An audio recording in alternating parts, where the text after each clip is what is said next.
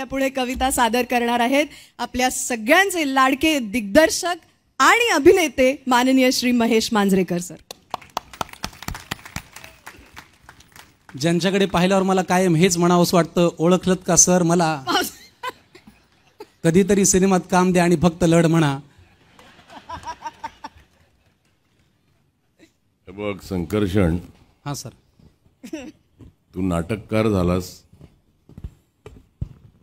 तसे धडे माझ्याकडेच घेतलेस एवढं लक्षात ठेव. मान्य आहे सर.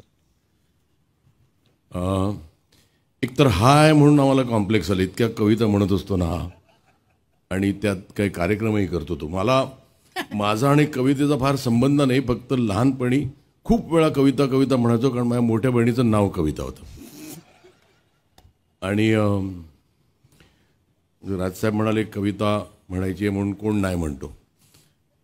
हिंदीत म्हणतात ना, मरता क्या न करता.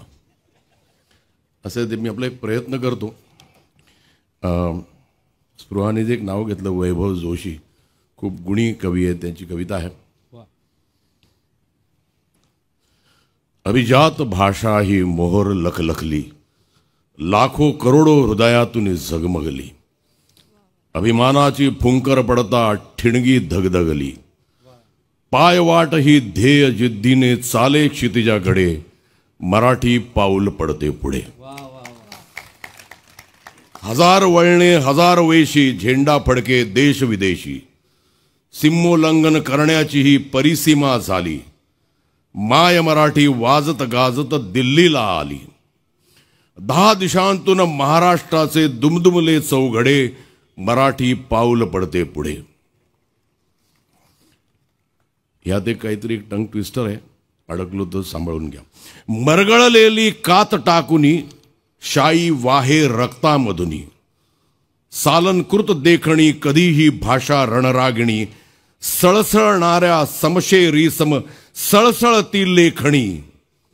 आज तिच्या या एल्गाराचा स्वर गगनाला भिडे, मराठी पाऊल पडते पुढे. धन्यवाद. पण आता इथे आलोच आहे तर मला एक खूप लाईन आहे, ती मला म्हणावीशी वाटते.